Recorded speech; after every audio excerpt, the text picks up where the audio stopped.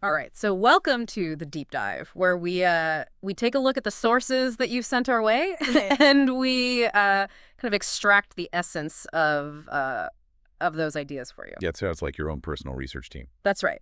So you can think of it as a tailored shortcut to being well informed about topics that matter most to you. Hmm. And today we're going to be diving into some pretty fundamental ideas about how we can improve ourselves. Okay. The surprisingly important role of truthfulness in that journey, Yeah. and how we navigate this whole search for meaning thing. Yeah. So for this deep dive, we're primarily going to be using excerpts from that YouTube video, Jordan Peterson, Fix Yourself Before It's Too Late. Right. This was a transcript that you sent over. Mhm. And so we're going to really try to distill those key takeaways. Okay. So where do we even begin with all of this? Well, I think a great place to start would be with the power of questions. Okay. And, if you ever thought about the whole idea of like the stupid question, I'm sure you've been in situations where you've like wanted to ask something, Oh, absolutely. but you're like, oh, I can't ask that. That's dumb. Yeah. I don't want to look stupid. Yeah, exactly. And you know what the source actually points out here is something really interesting. Okay. It says that a lot of times, if one person is wondering about something, Right. chances are there are many other people in the room thinking the exact same thing. Yeah, it makes sense. So by voicing that question that you might think is stupid, you're not just like clearing up your own understanding. Right. You might actually be helping a whole bunch of other people along the way. Yeah, you're kind of giving them permission to ask that question too. Exactly. And to kind of receive that Yeah. knowledge. Right. So don't let the fear of sounding foolish prevent you from like potentially unlocking understanding for yourself Right. and even for others, Yeah. No, that's a really good point. And this kind of leads into like the next part of this whole thing, which is this sort of intense exercise in self-reflection. Okay, so now we're going inward a little bit. Exactly. So like picture this, right? You're sitting on your bed. You've got that feeling like something's not quite right in your life. Mm-hmm. And you ask yourself this question, and the source phrases it in a very specific way. Okay. What's one thing I'm doing wrong that I know I'm doing wrong Right. and that I could and would fix? So not could fix, but would fix. Yeah, right. There's a difference there. And it's like, whoa, that's pretty intense, right? Yeah, that's getting real with yourself right there. It is. And so what's really crucial here is that element of like genuine desperation almost Okay. that the source talks about in that self-inquiry. Mm-hmm. It's not just like you're sitting around casually thinking about it. Right. It's like you're actually in a state where you want to identify something concrete Okay. to work on. And importantly, the source is very clear about this. The answer might actually be uncomfortable. Right, of course. It's not about like sitting there and just listing every little thing that you think is wrong with you. Yeah. It's about like finding that one specific thing, an acknowledged misstep that you know you're doing wrong and that you actually have the capacity to change. Right, and you're willing to change. Yes, and you're willing to change. It's not about whipping yourself, beating yourself up. No, but it's about identifying that one thing that's manageable, Right. that you can work on right now. Right now. And that's an interesting point because a lot of times these answers they turn out to be these like really small, actionable things. Yeah.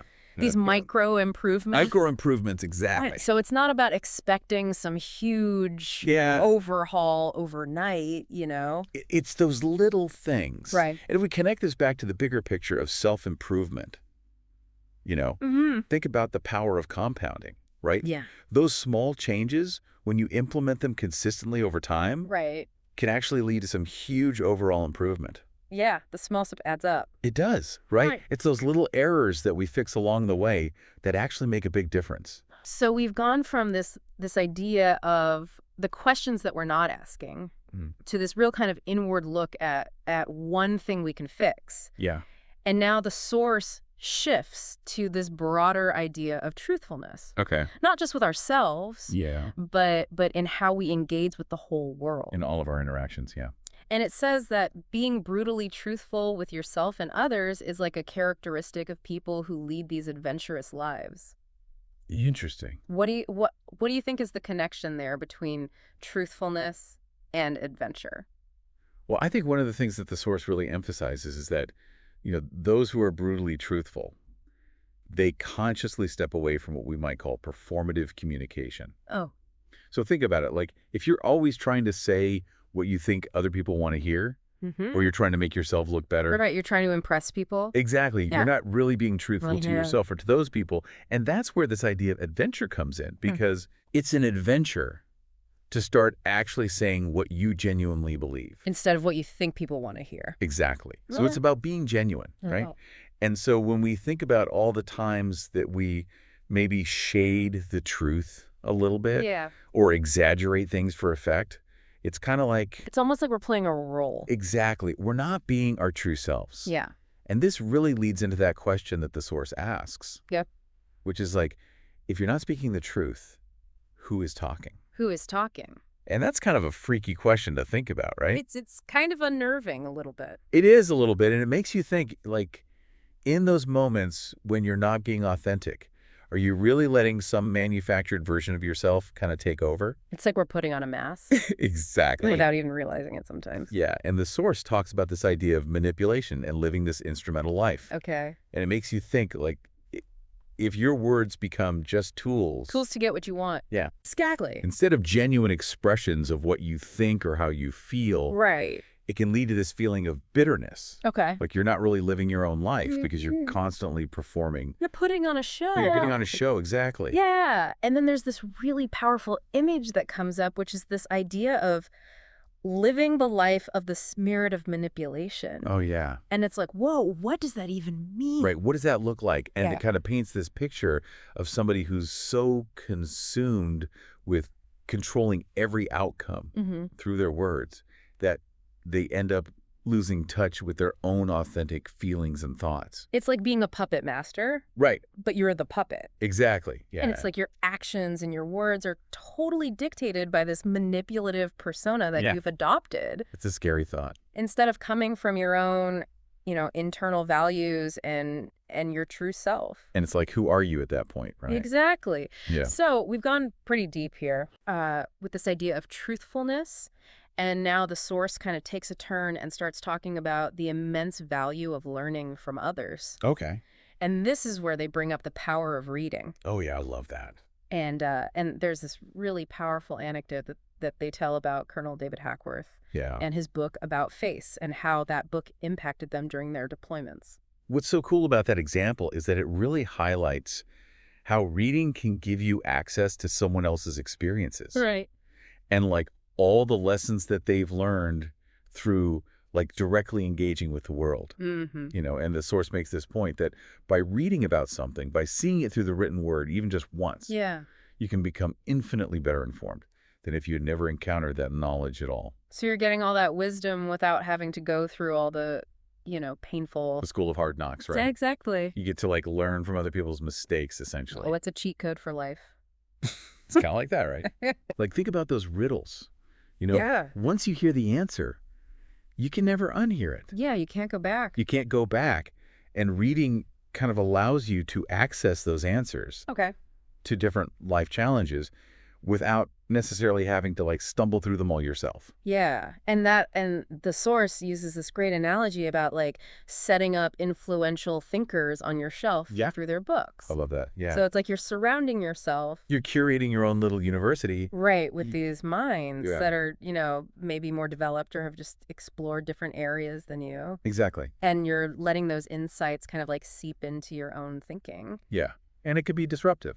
Right, because it's challenging you. It challenges you, but in a good way. Right. Yeah. It can be a little bit uncomfortable, but it makes you grow. It makes you grow, exactly. And the example of the book, The Neuropsychology of Anxiety, really underscores this point. Because the source talks about how they were able to like condense 30 years of someone else's research and study into just a 6-month reading experience. It's like time travel for your brain. It's like time travel for your brain, exactly. And it really shows you how efficient learning can be. Right. When you're like tapping into this concentrated wisdom that's captured in books. Okay, so we've talked about being truthful. We've talked about learning from others. And then the source shifts again and starts talking about this like really interesting idea about the impact of language. Okay. And kind of surprisingly, it brings up Shakespeare. Shakespeare. Now, that's interesting. Yeah, and the thing is, it wasn't really about understanding Shakespeare right away. Right. It was about like the process of learning to interpret and break down the language. Okay. So what's the takeaway there for somebody who might be a little bit intimidated by Shakespeare? Well, I think what's fascinating here is that Shakespeare's language is so rich and so dense Mm-hmm. that it kind of forces you to slow down when you read it. Okay. And because it's almost like a slightly different version of English, Right. you have to really dissect the words Yeah. and think about their different possible meanings Mm-hmm. and look up their historical roots. And it's like you're giving your brain this workout Yeah. in this very specific area of interpretation and nuance. Okay, so now this might seem like a very academic exercise. Yeah. But the source argues that it has these like super practical applications. Okay. And they give the example of analyzing complex documents. Oh, wait. Like rules of engagement. Yeah, where every word counts. Exactly. And so in those situations, Hmm. understanding the precise meaning of every single word Yeah. can literally be the difference between life and death. Right. It's high stakes. So the source describes words as these like ancient artifacts I love that. with their own histories and their own ecosystem. Yeah, they've evolved over time. And by understanding this, Mm-hmm. you gain this much deeper appreciation, not only for language itself, but also for how we think and how we communicate with each other.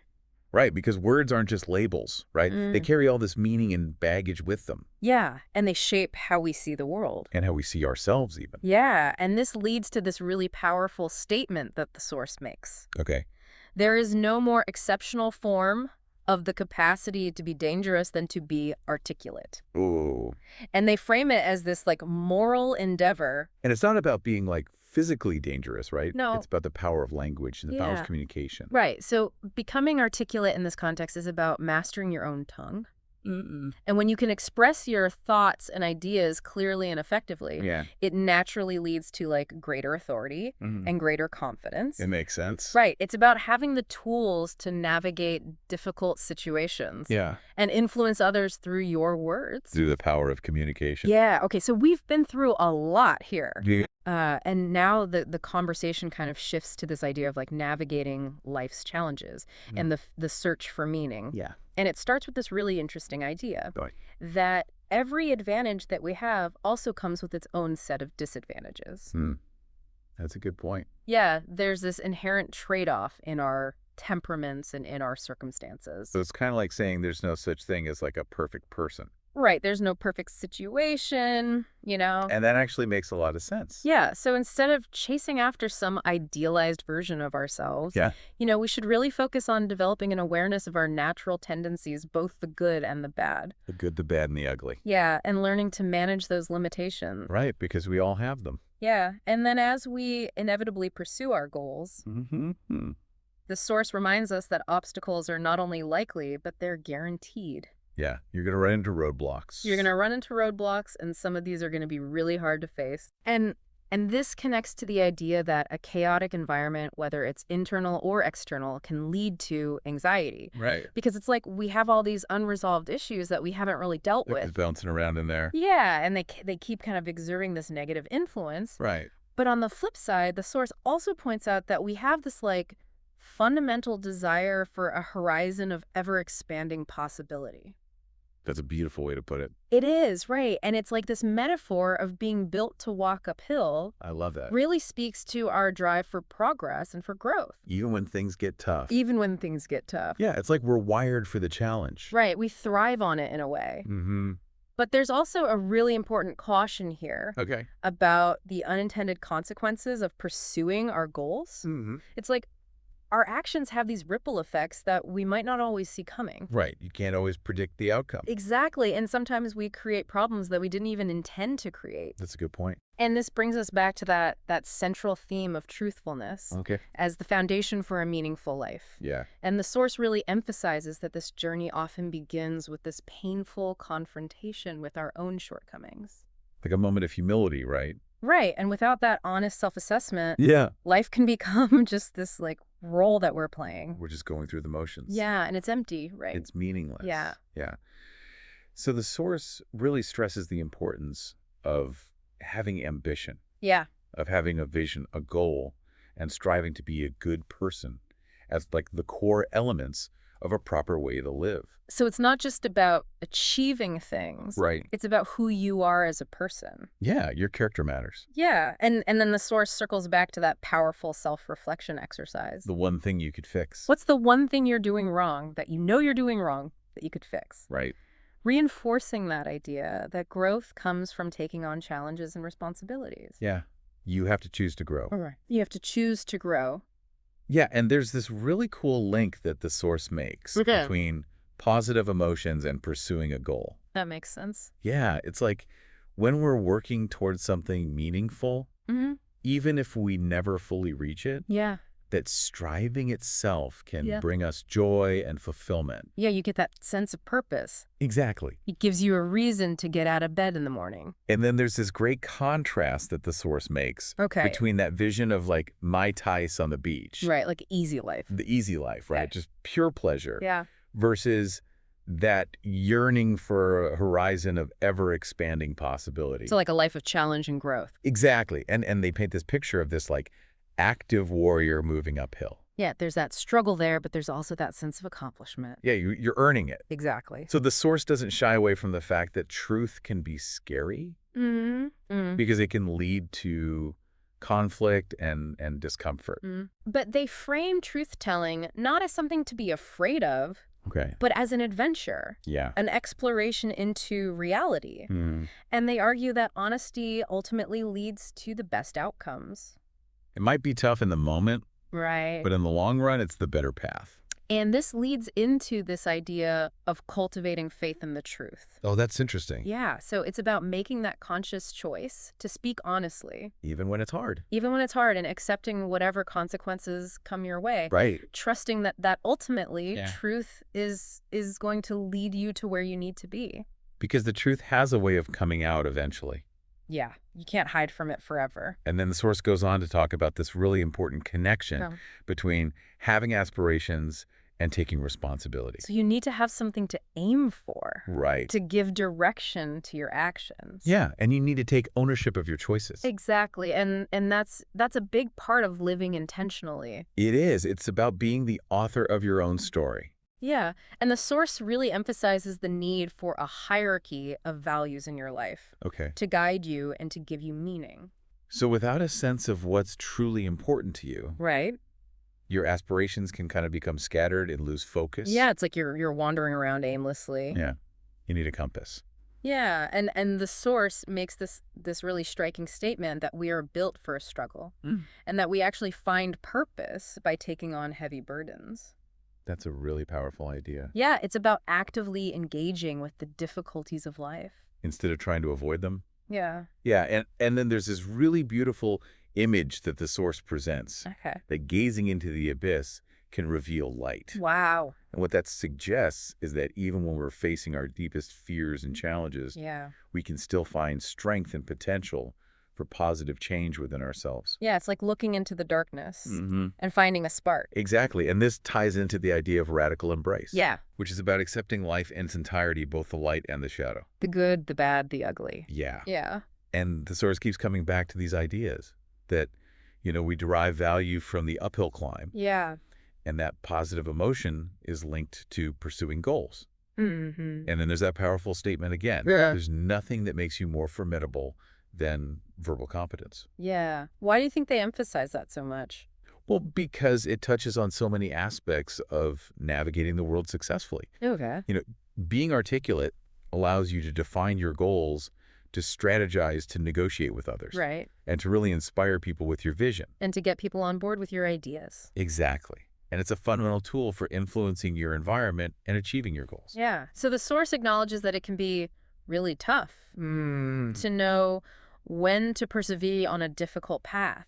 And when to recognize that you're on the wrong path. Right. How do you know when to quit? Exactly. It's a tough question. Yeah. And they call this a moral hazard. It's a tricky situation. Yeah. And they emphasize the need to really commit to a direction. Yeah. And to unify your efforts, even when you're not sure if you're on the right track. Yeah. But at the same time, you don't want to keep banging your head against a wall. Right. You have to be able to adapt and adjust. Right. So it's finding that balance. It is. It's a delicate balance. Yeah. So the source then offers this really interesting definition of a good man as a very dangerous man Mm. who has that under voluntary control. Okay. And they present becoming more articulate as like the primary way to become dangerous in a positive sense. So it's not about physical strength. No, It's about the power of your words. exactly. So it's like verbal competence gives you this much broader sphere of influence than just brute force. Because you can persuade, you can build consensus, you can advocate for what you believe in. And they encourage us to pay attention to the things that bother us, the things that feel the most challenging. Because those areas might actually point to where we have the greatest potential for growth. Interesting. Yeah, and it's like those things that really bug us might be the things that we secretly care about the most. Even if it comes out as like resentment or frustration. Yeah, it's a sign that something's not right. Yeah. And we want it to be different. Right. And they talk about approaching these challenges with a sense of humility. Okay. You know, looking for a question that you genuinely want the answer to. Right. Not just assuming you already know everything. Not being arrogant about it. Exactly. It's like coming from a place of, I don't know. Yeah, there's a mystery here. I want to figure it out. Help me understand. Yeah. And they say that the thoughts that emerge in those moments can be seen as potential answers to these questions. Okay. And they tend to come from a place that's aligned with our intent. So if you're trying to make things better, Right. you're more likely to have helpful thoughts. Right. Or if you're coming from a place of like wanting to make things worse, you know, your thoughts are going to reflect that. Your thoughts are going to be destructive. So this whole process of becoming our fullest potential is described as involving confronting some really serious problems.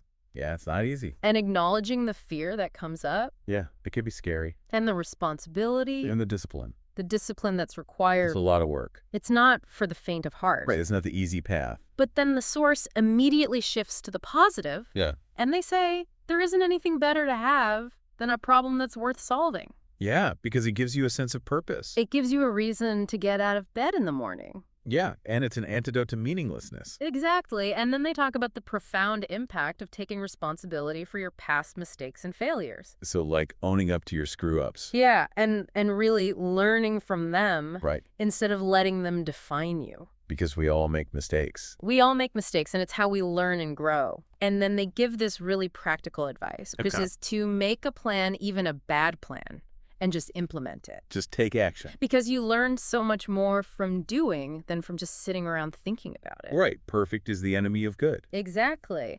And they also emphasize the importance of comparing yourself to who you were yesterday. Instead of comparing yourself to other people. Yeah, because that's the only comparison that really matters. Right, because everyone's on their own journey. Exactly. And they acknowledge that problem solving can be kind of mysterious. Yeah, it's not always a linear process. But they also highlight the fact that we can make ourselves a little bit better each day through consistent effort. It's about those small improvements adding up over time. Yeah, so the source recognizes that there are many different ways to interpret the world, but they really stress the importance of acting in ways that are productive and sustainable, and that don't negatively impact the future. So like thinking about the long-term consequences of our actions. Yeah, being responsible. Yeah, being mindful of the impact we're having.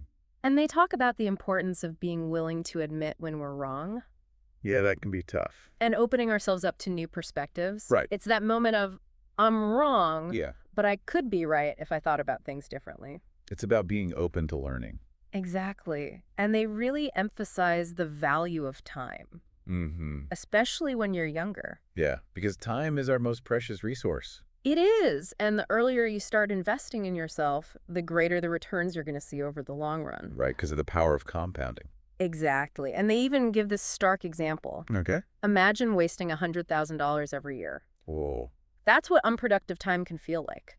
Yeah, that puts things into perspective. It does. And they connect the popularity of the Da Vinci Code to this like deep human desire for knowledge and meaning. It's that feeling that there's more to the world than meets the eye. Yeah, and the source says that that feeling is actually true. There is more to discover. There's always more to learn. And they strongly recommend learning to write. Oh yeah, writing is so powerful. As a form of formalized thinking. Okay. And they say it's important to have a specific problem or question to write about. So it gives your writing a purpose. Exactly. It's not just aimlessly putting words on a page. Right, you're trying to solve something. And they describe this whole process of engaging with the material, summarizing, resolving contradictions, refining your word choice, and organizing everything into this like coherent argument. Yeah, it's a whole process of refining your thinking. And they argue that writing helps you to integrate your personality into your work and to sharpen your thinking skills. Yeah, and it gives you more authority and confidence in your voice. Exactly. And they even suggest that a humanities degree is really about teaching you to think critically. And writing is the best way to do that. Yeah, and they advise us to read and write every day. Yeah.